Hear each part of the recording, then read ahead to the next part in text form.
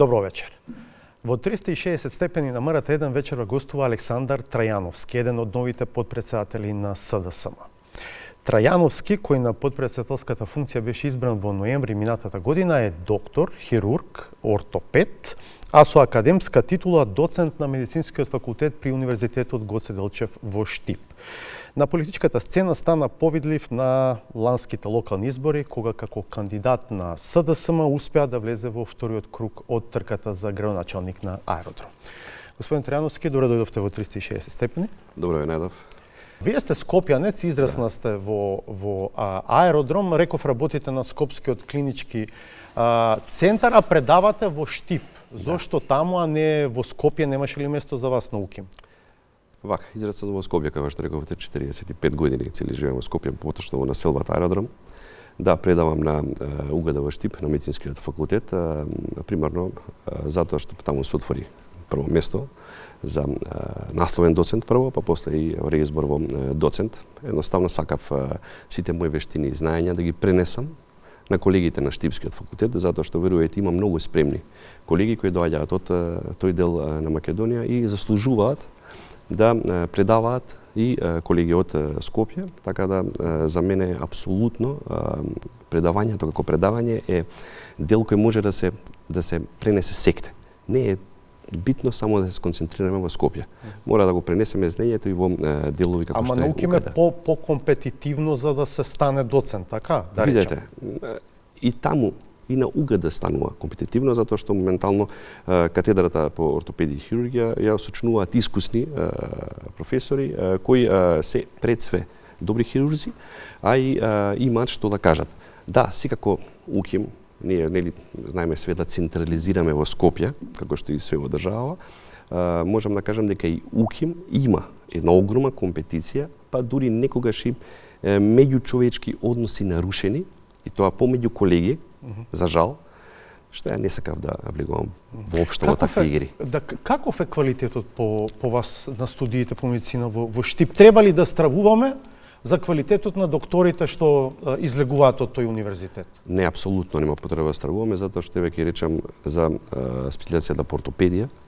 Тие колеги што доаѓаат од УГД, тие имаат едукација и во војна болница, 8 септември, и доаѓаат и кај нас на клиника, имаме подпишано договор, меморандум за соработка со нашата болница, и во приватните болници, во Систина, Филип II, така да можам да кажам дека буквално тоа е за специализацијата. Јас да прашам повеќе за додипломските студии. И за додипломските студии исто. Имаме предавања кои ги одвиваме во дел во Штип, дел се онлайн, но сега се префрлаат по полика целосно во Штип, така да клиничката болница на Штип излезла во пресрет на тие студенти, така да апсолутно се подготвени и спремни затоа што поминуваат еден филтер и додека дојдат до диплома. Ке сакам и за законот за високо да зборуваме, но малку подоцна ова како загревање за политичкиот дел. Вие сте, можам да кажам, признат во професијата, но немате многу искуство во политиката.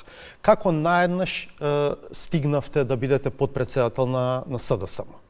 Видете вака, јас во Социјалдемократскиот сојуз сум години наназад, што преку комисиите, најчесто во здравството. Комисиите во здравство, секретаријат на здравство, комисиите на здравство во самата општинска организација, значи тоа бил фокусот мој. Потоа и бев директор на Торилус 4 години, така да навлегов во проблемите буквално во здравството, а тука небиновно беше да се помеша и политиката, така да социјалдемократските вредности сум ги признавал секогаш и сум се борел за нив, така да можам да кажам следствено од тоа 2021 година бев носител на листата во аеродром за кандидат за градоначалник, а потоа 2025 година бев и кандидат за градоначалник, така да и не дека сум многу ново лице, тие што ме следат Чија беше таа иницијатива? Вие покажувавте амбиција за повисока позиција во партијата или лидерот Филипче ве покани да бидете подпредседател? Видете вака, за да помогнете на Социјалдемократскиот сојуз не ви требаат позиции. Јас сум се дивел на луѓето што никогаш ништо не добиле од Социјалдемократскиот сојуз, а секогаш биле тука со Социјалдемократскиот сојуз небитно кој да бил председател на Социјалдемократскиот сојуз. За таков се сметате ли вие? Апсолутно. Јас сум бил секогаш достапен на Социјалдемократскиот сојуз. Претходно кога бил господинот Заев председател. И претходно и сега со моменталниот председател и сегашен господинот Венко Филипче. Прашањето беше дали е повеќе ваша амбиција или идеја на лидерот? Оваа позиција председателска. Примерно беше идеја на лидерот, да, затоа што јас мојот капацитет го покажав на локалните избори. Примерно, за тоа ќе оставам да зборат другите, да не зборам јас.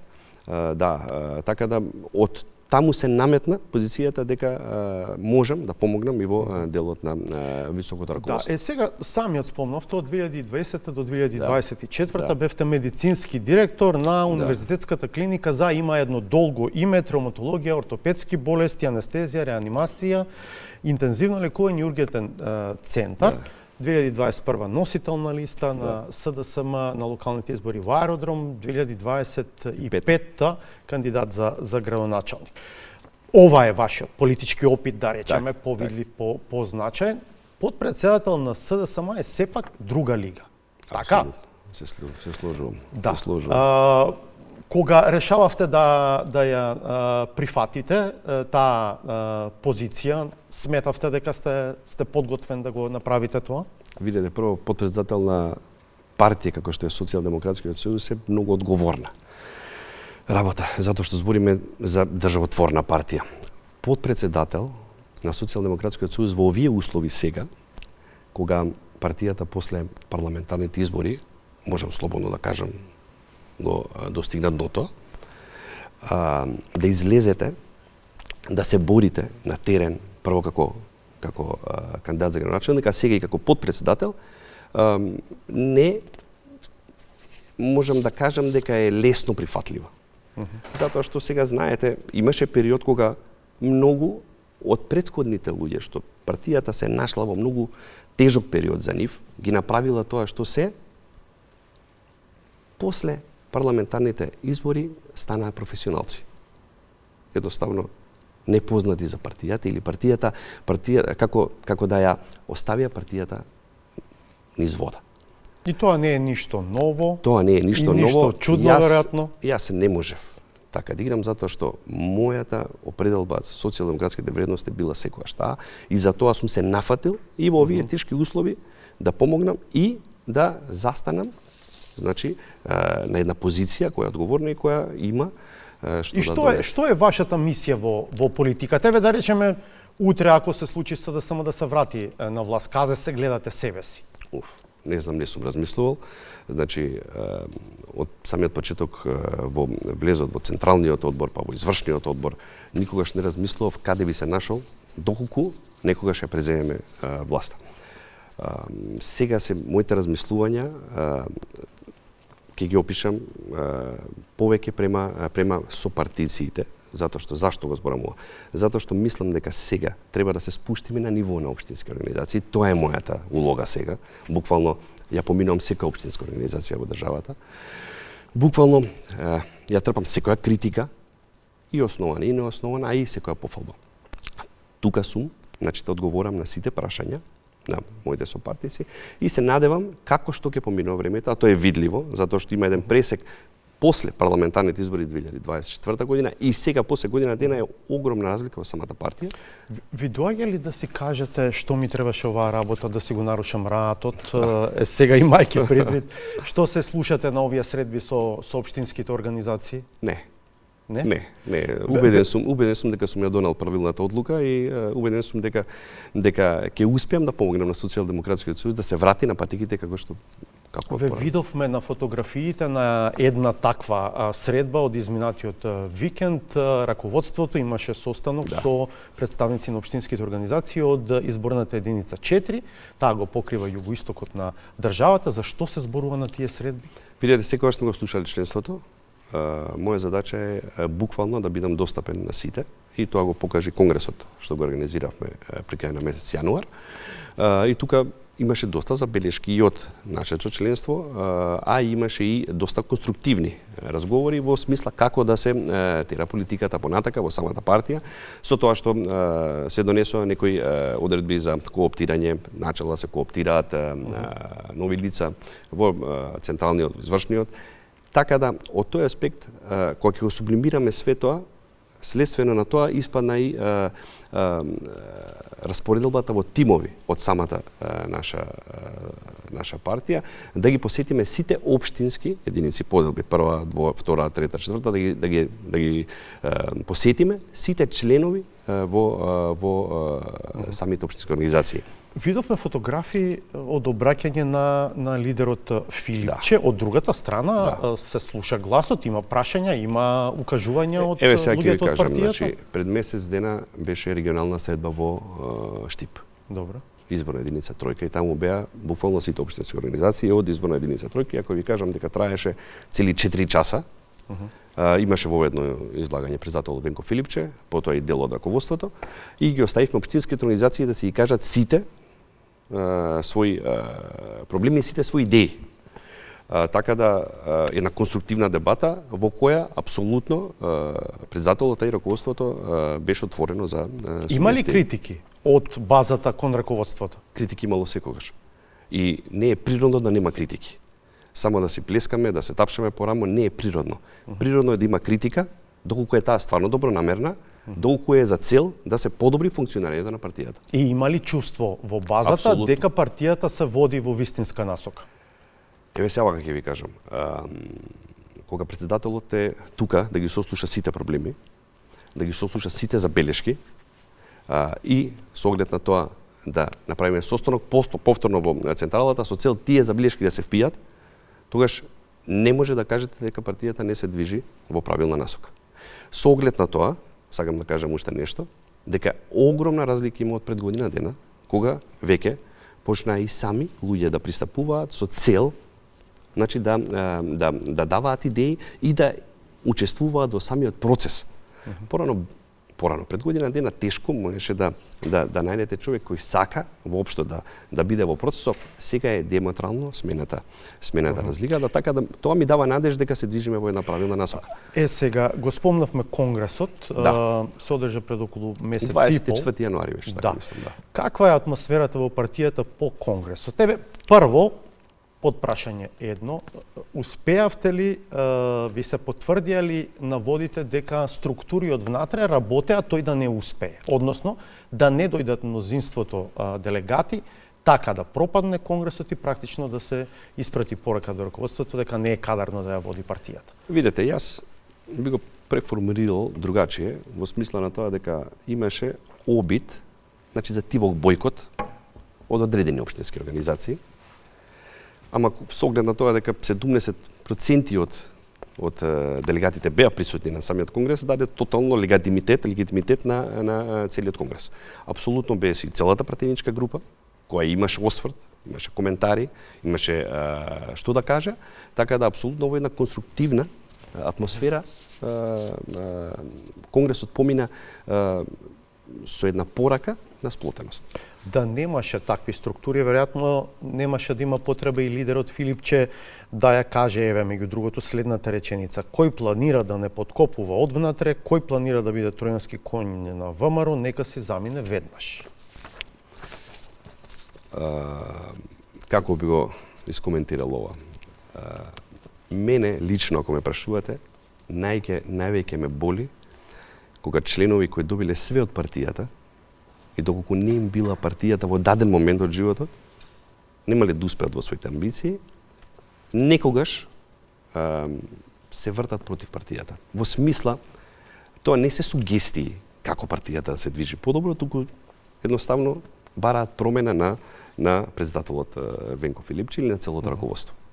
Немаат причина, немаат основаност тие критики и барања? Ако ние сме имали избор за председател на партија, каде скоро 23.000 членови дале гласот, каде што легитимно можел да се кандидира било кој, и тоа е единствен легитимен начин да се избере председател, а таму никој не се појавил, значи од тие што барале, тогаш како ние да кажеме дека не е легитимно владењето на председателот на Социјалдемократскиот сојуз. Господин Трајановски, јавна тајна е дека не се идеални односите меѓу раководството и пратеничката група. Имате воопшто вие како раководство влијание врз пратениците? Видете, сега знаете дека во председателството е и пратеникот Јована Тренчевска и тука имаме целосна координација со пратениците. Координатор на пратеничката група е господинот Оливер Спасовски. Ги следи сите седници на извршниот одбор, така да дава свој придонес на седниците. Апсолутно на сите до сега. Дава свој придонес, дава свој предлози. И потесното раководство секако има и состанок и координација со сите пратеници. Од тука не гледам некаков проблем на база пратеници раководство, затоа што ја мислам, ја тргам од себе, искрено дека на сите им е битна Социјалдемократската Конкретно партија. координаторот, да речеме Оливер Спасовски, во своите јавни настапи е прилично воздржан кога треба да ги оценува раководството, начинот на кој што партијата сега се раководи. Јас лично во контакт со Оливер Спасовски апсолутно сме имале исти позиции за многу гледишта. Не би се сложил дека он има гледишта спротивни на раководството или оценките негови за раководството на партијата се такви какви што се. Мислам дека до сега во сите излегувања негови, ви сум ги следел, немало негативни зборови за раководството. Да, во ред можеби има сугестии негови, сепак ние сме тука како партија да ги разгледаме, да се договориме, да седнеме на маса, да ги извадиме и да се договориме како ќе ги еве да ако нешто стварно помогне, да се прифати. Вие не го чувствувате како внатрешна опозиција? Не, апсолутно не. Што знаете за иницијативата на поранешни високи представници на СДСМ за воспоставување некаква платформа која што би била алтернатива на актуелното раководство на партијата? Тоа што кажав претходно, ќе го кажам и сега, дека искрено борбата против ВМРО ДПМН на нас како партија треба да не биде фокус, но за жал, таа внатре партиска борба со наши членови кои сега сакаат да прават и платформа, можеби се слуша во куларите, но нема ништо од тоа. Мислам дека Конгресот беше буквално мерило дали има некоја насока за такво нешто или не. Јас лично мислам дека од тоа нема да испадне ништо, а и доколку се отвори некоја таква тема, ќе излеземе сите пак на избори и ќе видиме до каде сме. Јас мислам лично дека такво нешто нема да излезе, а и доколку излезе, тоа ќе бидат, да речеме, членови на Социјалдемократскиот сојуз што во еден дел од своите животи добиле многу Социјалдемократскиот сојуз. Така да тоа говори и за таа намера дали е искрена. Вие лично не е искрена. Сте разговарале со некои од тие луѓе, тие имиња се вртат јавно, дел од нив дури излегуваат и со јавни изјави, на пример Петре Шиглегов, тој него ни крие својот став. Со Петре Шиглегов случајно се видовме на прослава во општинската организација затоа што неговата канцеларија адвокатска е над нашата општинска организација во Аеродром. Беше поканет да дојде. Видете, поканата беше до сите членови што се во општина Аеродром што живеат. Петре Шиглегов не живее во општина Аеродром, затоа можеби не ни добил покана. Дојде човекот, влезе, поразговара со нас, тука немаше ништо спорно. А барањата негови јас не би ги прифатил лично, затоа што не се аргументирани. Не може да е нешто аргументирано да барам промена од председател на партија, а кои се причините за промената? Причините за промената бидат за да бидам јас на чело на таа партија. По мене не е тоа барање искрено за промена на председател, кој е легитимно, пак ќе кажам, избран на внатрепартиски избори. Затоа мислам дека понатака не би го коментирал нит Петре Шиглегов, нит дел од тие луѓе што се вртат во куларите дека сакаат да формираат некакво движење. Лидерот Филип Че најавува нова програма за во мај и јуни, дури програмски конгрес мислам дека се најавува, но продолжува да тврди дека власта ќе оди на предвремени избори, иако премиерот неколку пати јавно и во последните недели вели дека такво нешто не е опција. Како треба да го разбереме ова ваше инсистирање дека предвремени избори ќе има на вистина? Да, точно е дека после отчетниот конгрес се спрема еден програмски конгрес кој негде треба да биде при крај на мај, почеток на јуни. Тој ќе биде програмски програм каде што ќе се представи платформа на која моментално работат и комисиите кои се, можам слободно да кажам, во полна пареја. И тоа е уште еден доказ дека партијата се движи во правилна насока, затоа што сега кога ќе дојдете во Централа и во Бикачка ќе видите дека нема место каде да оставите колата. Затоа што секојдневно има состанок со комисии, секојдневно има состанок со партијнички групи, така да не ви е многу голем паркингот. Лесно се сакам да кажам, имало ситуации кога и тој мал паркинг бил празен. Да, така да сакам да кажам, во таква ситуација партијата некако ја пали својата локомотива и можам да кажам дека чим базата функционира, односно комисиите по сите општински организации даваат предлози, така и во овој случај се спремаме, од таму ги црпиме идеите за тој конгрес што ќе биде. Тоа ќе биде програма која што ќе биде основа на утрешната изборна програма. Кога и да бидат изборите, дали ќе бидат годинава, дали ќе бидат тоа наредната година. Сега, вие што велите? Зошто тоа инсистирање дека ќе има предвременни избори? Вие што велите? Затоа што знаеме начинот на владење на ВМРО ДПМН до сега не издржал ни еден мандат целосно, секогаш се давале предвремени избори, така да мислам дека во овој случај можеби оваа година нема да има предвремени избори, но мислам дека 2027 година ќе има предвремени избори затоа што апсолутно раководството, по мене, тоа е моје лично мислење, мислам дека се чека на изборите во Унгарија, изборите во Србија, па да видиме како ќе се тера работата надолу. А вие посакувате предвремени избори? Апсолутно, ние посакуваме предвремени избори, прво затоа што партијата можам да кажам дека е консолидирана на секој ниво. И ама што ви се проценките дека ќе победите на тие избори? Проценките сме дека ќе извадиме подобар резултат од претходно, примарно. Дали ќе биде доволен за составување на влада?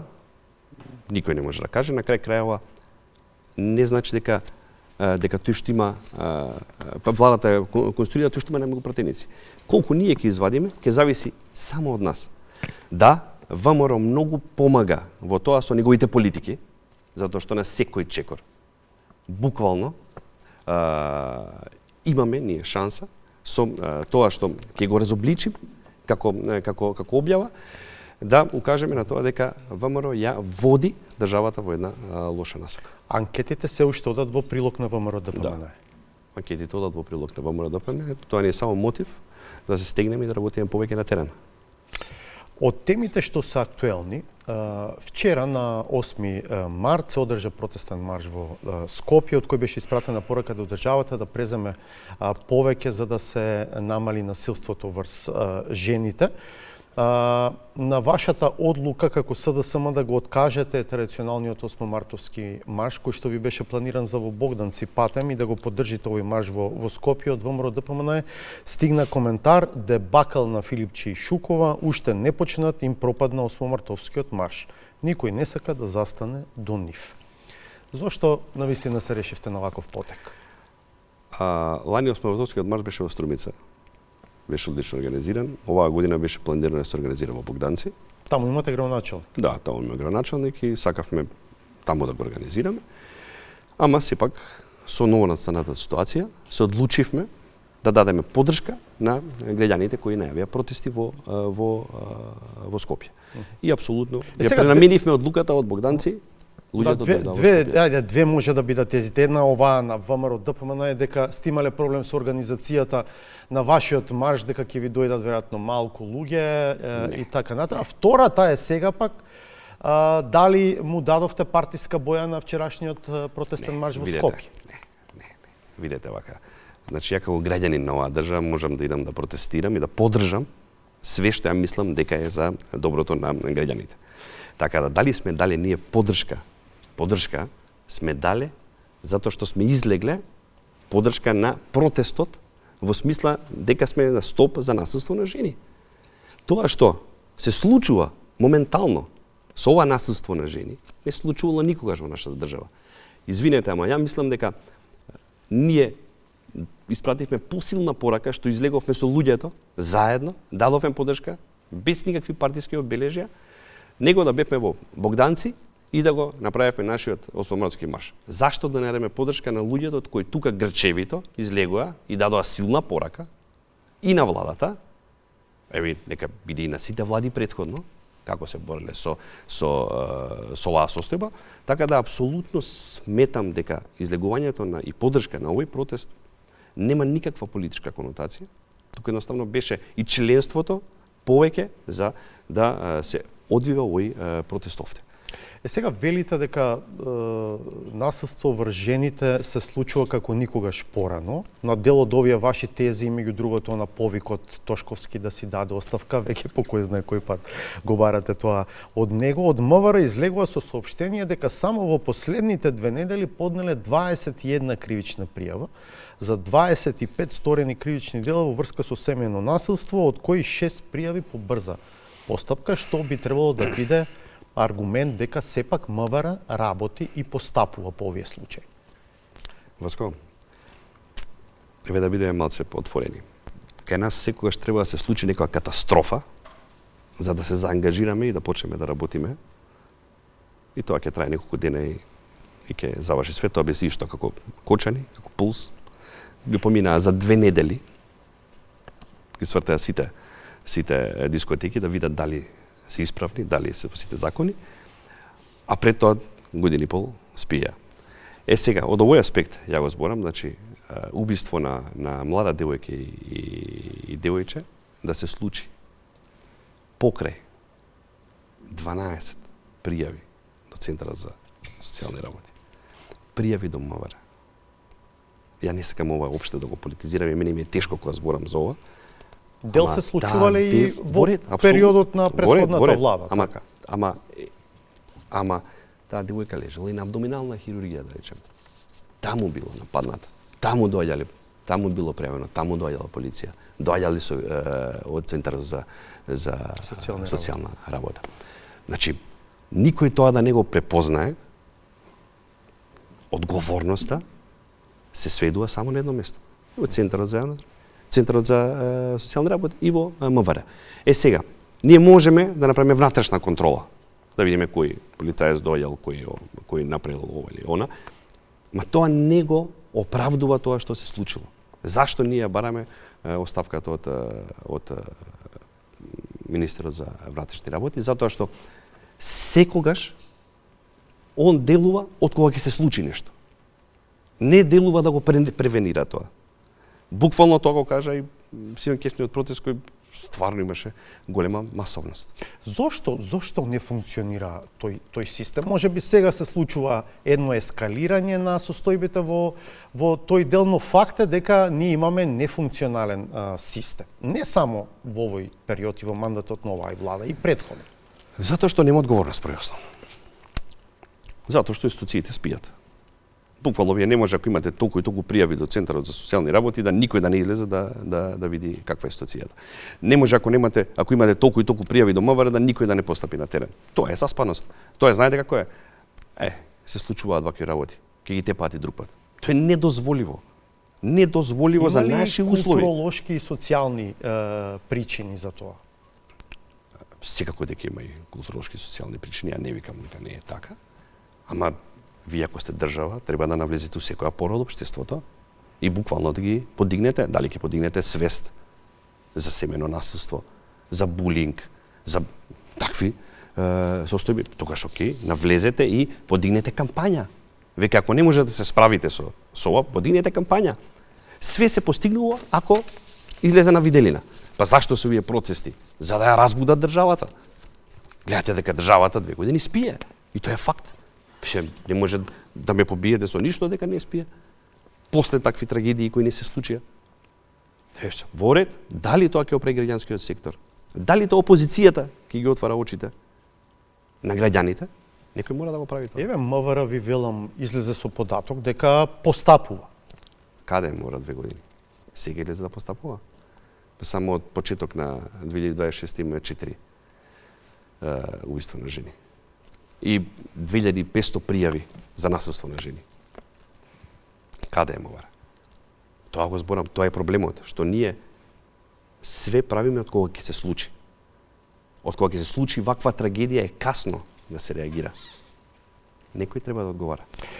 На уште една тема имаше интензивна размена на пораки меѓу ВМРО, ДПМН и СДСМ изминатиот викенд, а почна со интервју на британскиот амбасадор во кое рече дека не постои договор одбиени азиланти да прима нашата држава за пари. Факт е дека СДСМ со недели водеше кампања во која ја обвинуваше власта дека се договорила да прима дел од одбиените за азил во Обединетото кралство, но независно да речеме од политичката реторика, па дури од ова интервју на британскиот амбасадор, факт е дека во пракса на терен не гледаме ништо дека се случува од тоа што вие го најавувавте дека може да се случува. Прво, темата за мигрантите не отвори Социјалдемократскиот сојуз. Ја отвори Лондон. Реномирани медиумски списанија, часописи во Лондон ја отворија темата дека има заговор за мигранти, дека се отвара таа тема, дека пари за мигранти. Ние само баравме одговор од власта да каже што се случува. Дали стварно има договор? Можеби моментално го нема, ама дека има преговори, има сигурно. Дали тоа е точно и да се биде искрен према граѓаните да се каже дали е тоа така. Што добивме ние? Декрет за забрана во собранието за се збори на таа тема, кој беше панично донесен со цел да не се навлегува воопшто во таа тема. Иако ние поднесовме резолуција со цел да се стави крај на оваа тема, да нема никакви шпекулации, ни во еден момент владачката партија не го демантираше, не демантираше официјален Лондон за овие намери. Втора многу битна тема е законот во собрание кој се донесе за олеснување на економските работници за 2026 година. Но пак ќе кажам, господин Трајановски, не гледаме дека нешто од тоа за што вие укажувавте дека може да се случува, дека се случува. Нема ништо. Нема, не дошол, или барем не знаеме за информација дека одбиен за азил од Обединетото кралство на организиран начин стигнал во земја. Све води кон тоа. Дали ќе ги крстиме економски работници или мигранти, се води кон тоа. Пак ќе бидат одбиени луѓе од Обединетото кралство, кои тука ќе ја земат работоспособноста на нашите работници. И од таму трга и тој стоп за покачување на минималната плата. Зашто го зборам? Па видете Бехтеленка отпушта наши работници, странските работници ги задржува. Дали се тоа мигранти или ние сакаме да ги прошверцува владата како економски работници, тоа е за мене исто. До СДСМ од делот општеството, на предниот дел од општеството, имаше критика за фобичноста во пристапот кон оваа тема, наспроти очекувањата од една левичарска партија, сепак да покаже емпатија и поголема отвореност на оваа тема. Дека многу фобично се постави.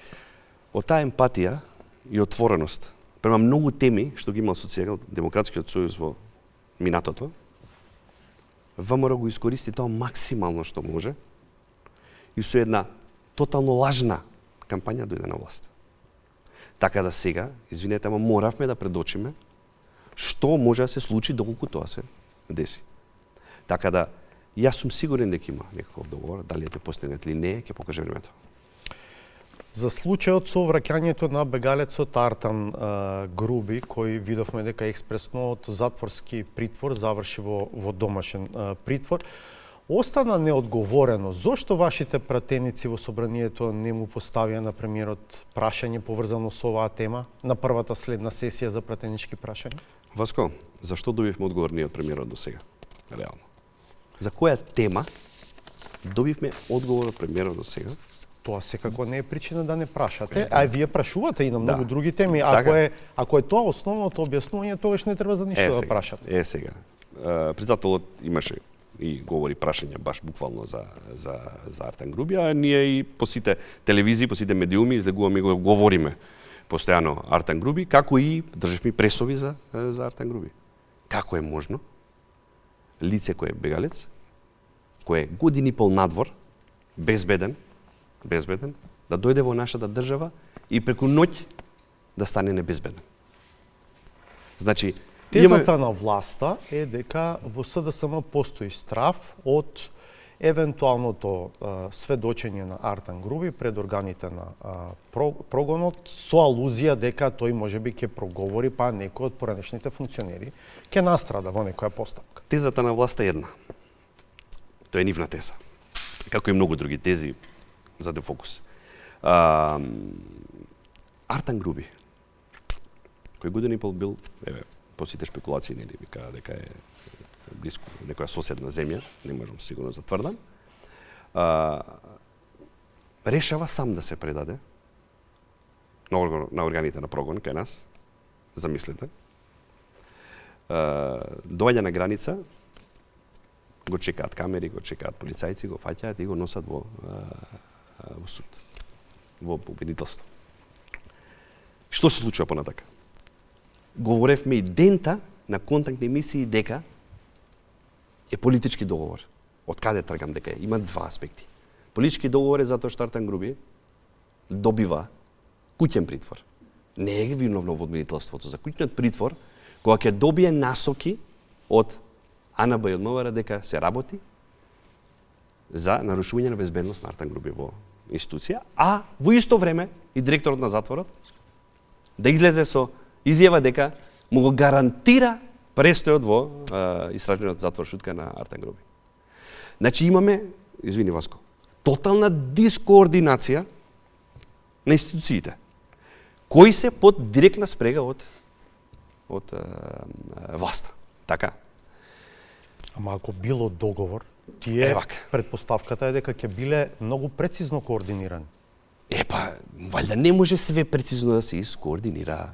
Затоа што има луѓе кои што имаат чести образ. И второ, ја друга тема гледам од овде, дека овде е вовет за една нова коалиција помеѓу ДУИ и ВМРО на наредните избори. Што не го исклучува ова за што јас ве прашав, а и теза на власта, дека можеби Артан Груби ќе пропее сега вака фигуративно кажано и ќе посочи на некакви криминални корупцијски случаи во кои што може да бидат засегнати поранешни функционери на СДС. Мојот одговор е еден, значи апсолутно кој се огрешил пред законот не го одговара. А го рече тој и председател Венко Филипче пред некој ден, апсолутно, уште утре нека дојде и Груби нека каже што има да каже. Ако ВМРО ви го земе ДУИ, за вас што останува? Останува Социјалдемократскиот сојуз. Многу појак и обединет. Добро, без партнери не можете ништо. Партнери ќе има секојаш, апсолутно партнери ќе има секојаш, ќе разговараме со сите и ќе се држиме до принципи. Апсолутно. Има уште две теми кои што се од делокругот на тоа што вие го работите, а сакам да ги отвориме. Едната е состојбите во јавното здравство, втората е новиот нацрт закон за високо образование. Во делот на јавното здравство сакам да ве прашам за намерата на власта да ги гради прво болниците во Кичево, Штип и да ја реновира болницата во Тетово, наспроти евентуална изградба на нов клинички центар во Скопје. Реков, вие сте доктор, ортопед во Скопскиот клинички центар. Дали според вас ова е добро приоритизирање на работите? Примерно нешто што му треба на македонското здравство е нов клинички центар. Видите, прво вие да влезете на овој клинички центар овде, што е сега Мајка Тереза, прво немате место за паркинг. Ќе вртите 2 сата и ќе излезете повторно од паркингот, така да за клинички центар кој решава терцијални случаи, значи најтешки случаи, комплицирани случаи, тоа е недозволиво. Така да, прво нешто што требаше да се направи е проекција и изградба на нов клинички центар. Тоа ни фали очен. Има ли потенцијал според вас, да има болница во Кичево, во кое што ќе се прави нешто повеќе од операција на слепо црево. Видете, ако се сеќавате, порано во голем дел од болниците и во внатрешноста се изведувале и како тешки комплексни операции. Да речеме еден Охрид сега е барабар со клиничка болница, со клиника во Скопје и со 8 септември. Да речеме порано и во делот на абдоминалната хирургија се изведувале оперативни зафати и во Штип, и во Битола, и во други болници. Така да, зашто тоа замрело на некој начин, има долга историја. Реално, затоа што некако сите сакаат да се лечат во Скопје. Зашто? Затоа што не веруваат во внатрешноста. Прашање е, дури ако треба се да се работи. нови згради, дали таа доверба ќе почне да се враќа? Не се само зградите. Тоа тука велам, е и кадарот. Да. Треба да имате кадар. Пред се кадар. Вие прво и основно да кубуриме со лекари, но ние со што ќе се соочиме понатака со низок медицински персонал. Значи, според вас, сепак, примарно треба да биде изградба на клинички центар во Скопје. Апсолутно. На која локација според вас? СДСМ сакаше да го гради надвор од Скопје, покрај обиколницата. Од ВМРО ДПМН е сега, како да се спомнува повеќе локацијата близу градската општа болница 8 септември. Да, има најави за таму. Јас сепак мислам дека треба негде да се гради каде што ќе има пристап прво од автопат директно да се влегува и да биде блиску до централното градско подречје. Тоа дали ќе биде обиколницата или ќе биде од оваа страна кај Петровец, да биде блиску и во Скопје и да биде пристапно и со другите болници од внатрешноста. Таму идат идеите. ВМРО ДПМН не даде поддршка на идејата на СДСМ додека беше на власт да се гради нов клинички центар. Вие сега би дале поддршка на ВМРО ДПМН за изградба на нов клинички центар? Видете, све што е од интерес на граѓаните, Социјалдемократскиот сојуз ќе го поддржи. Све што е од интерес на граѓаните, доколку е убаво елаборирано и претходно уфатено со долга анализа. А не да се носи све преку ноќ. Така не. Прашањето е слично на темата со тоа дали треба или не треба да речеме да се набави нов владин авион. Кога вие бевте на власт, представници на власта на СДСМ говореа дека треба нов авион. Сега сте во опозиција, велите, гледајте ги овие сакаат да се луксузираат. ВМРО ДПМН е обратно. Тогаш против, сега во прилог на нов авион. А ако сме искрени, веројатно на оваа држава и треба нов авион. Апсолутно како и клинички центар, А што е по приоритет за оваа држава? Клинички центар или авион? Еве реално, сега да ги више ако ги отворивме, разговориве, што е по приоритетно? По вас. Еве. Ја како граѓанин, мислам дека клинички центар е по приоритетен него владин авион. Зашто го зборам ова? Клинички центар чини половина милијарда евра, да, авион 20 може не е иста милиони. компарацијата, па 20 милиони, не знам, па не знам, проекции колку бил. Ајде, Они збореа дека ќе стигне и до цифра од 100 милиони евра владин авион. Зашто? Кажувам дека власта нема осет кога се работи за потребите на граѓаните. Ние, значи, кое е тоа лицемерие? Да се збори за потреба за купување на владин авион, а од друга страна да се правите слепи пред работниците. Да се правите слепи на барањата за зголемување на минималната плата, а вие во исто време да нарачувате и мангу и папаја за вашата влада. Не се прават да слепи, тие велат ние само го следиме законот што се донесе во тоа времето на СДСМ. Трипартитен социјален. Има закон, значи, каде што има формула. Во ред. И таа се следи. Во ред. Ама, кога земјата ќе влезе во инфлација или кога ќе станат неподносливи условите за живот на граѓаните, секогаш има политички договор. Тоа го правевме ние.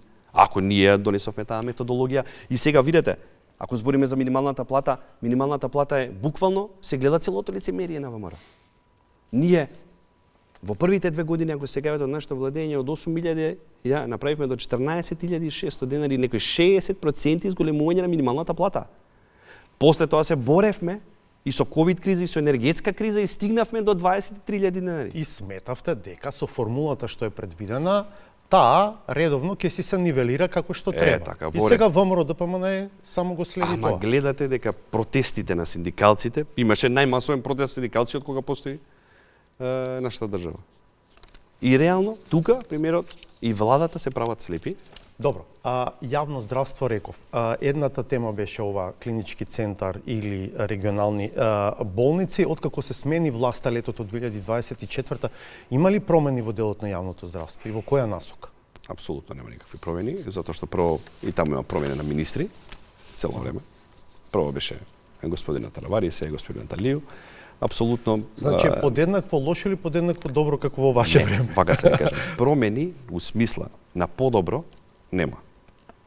Тоа е да бидеме јасни.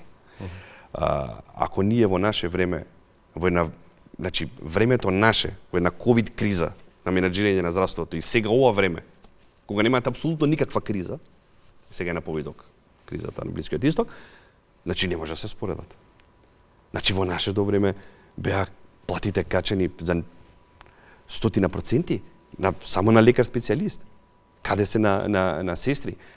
Во овде имаме сега некоја методологија, кажуваме дека во март месец ќе искачиме платите за 1, 2, 3%. Значи, разликата од тоа време и од ова време прво не може да се спореди. Така да, мислам дека целото владење има една надолна линија, а тоа и најдобро го осетија на локалните избори. Реков, сакам да ве прашам и за новиот нацрт закон за високо образование. Реков дека сте доцент на медицинскиот факултет при УГД во Штип.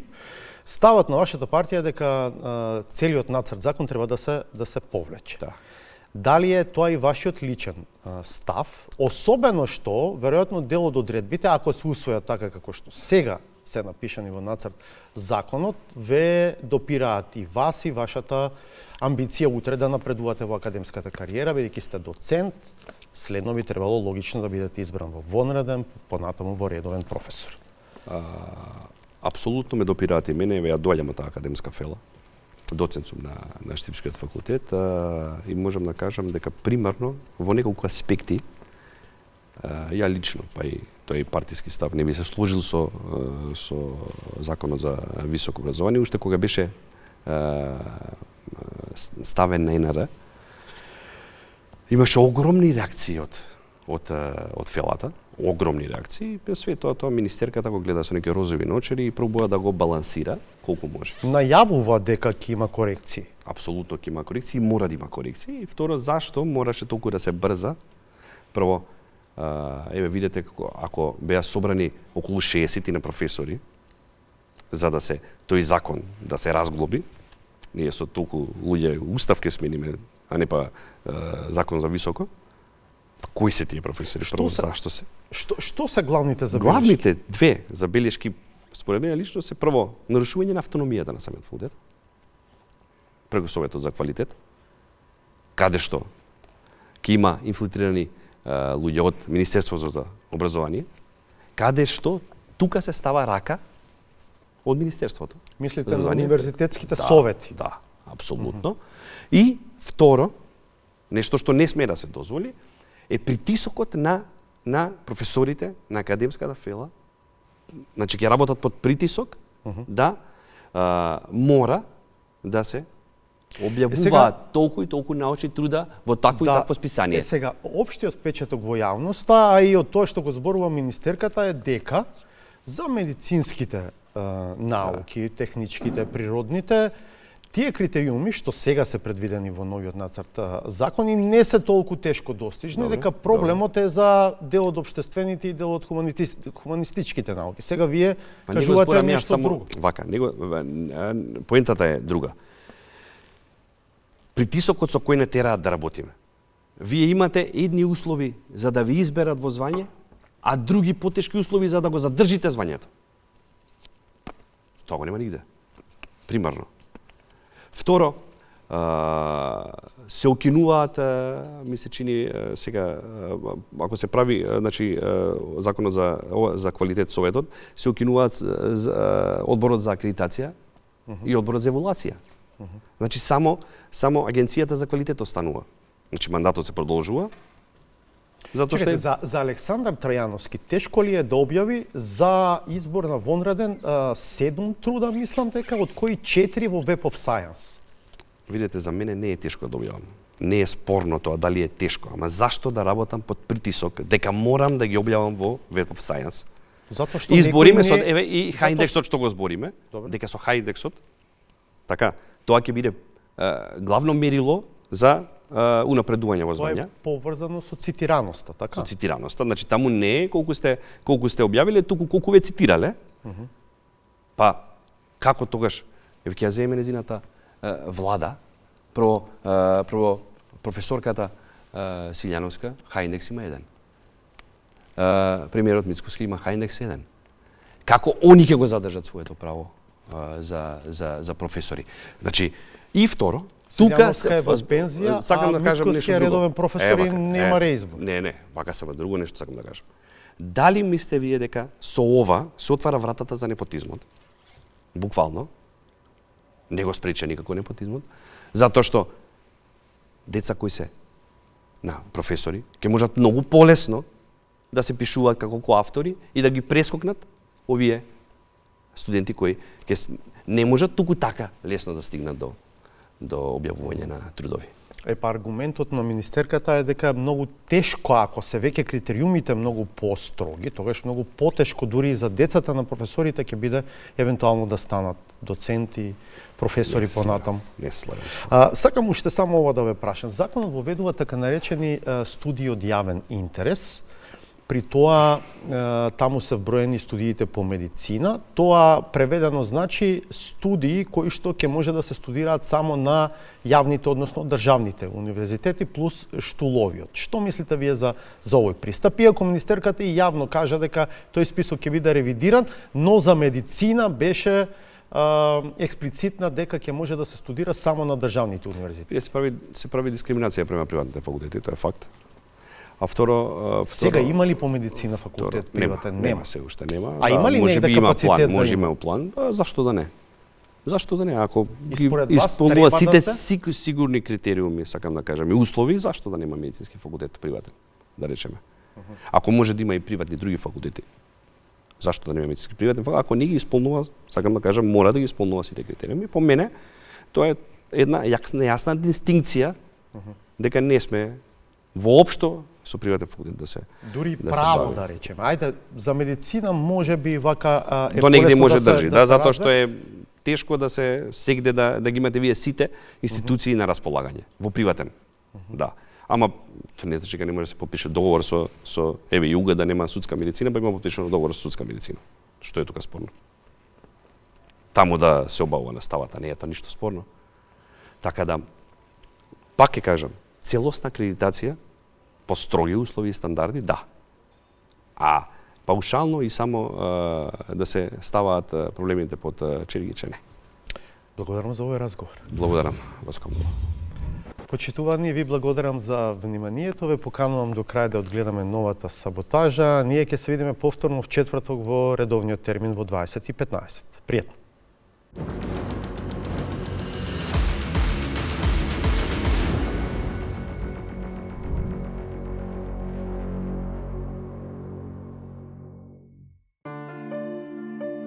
Неготино Ептен сериозно се труди и реално се заканува да му го земе публицитетот на Кавадарци.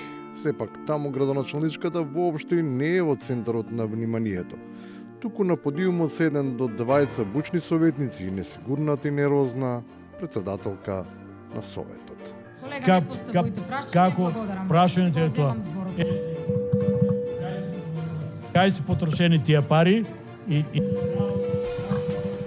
Ако ова е една од фазите во кои се искажува мала нервоза, несигурноста се огледа во постојаното чекање да стигне порака на одобрување или сигнал за одбивање, што пак е доволно да ги напне и членовите на Советот, кои со право бараат измени во деловникот за работа.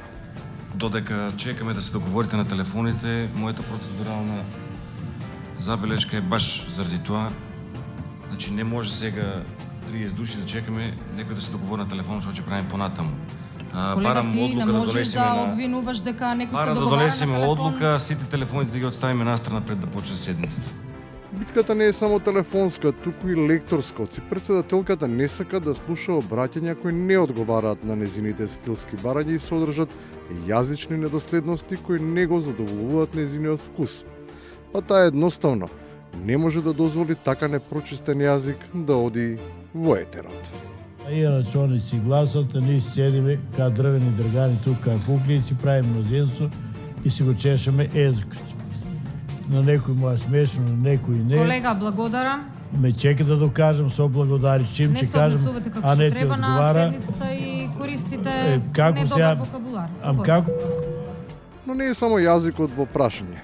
Туку се влегува и во улога на морален судија, кој може да оценува кој внимава да не ја згази, а кој без скруполи ја преминува етичката граница.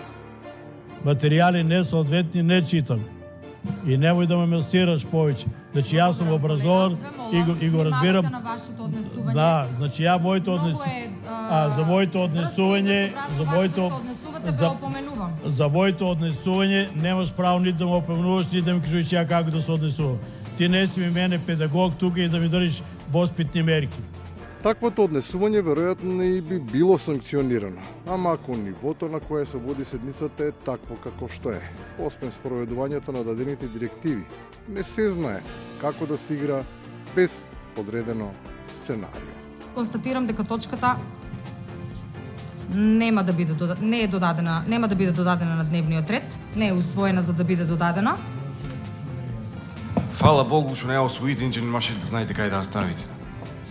И на крајот, кога се води една голема политика, всушност се е сведено на пародирана копија на некогаш и негде замислената силна демократска локална институција. Значи, еве, тука немаме ламба. Втората работа не е изчистено, злато са подмени. И тоа е заштита при работа. Вратата не се затвара. Тоалетот заштита нема че се отепаш там. Нема шолја, нема хартија за бришење, нема дезинфекција. Локалните власти, не само во Неготин, на сите избори покажуваат огромни амбиции да ги решат комуналните проблеми на граѓаните. Но за да им се верува и да бидат искрени, нека си ги средат прво своите.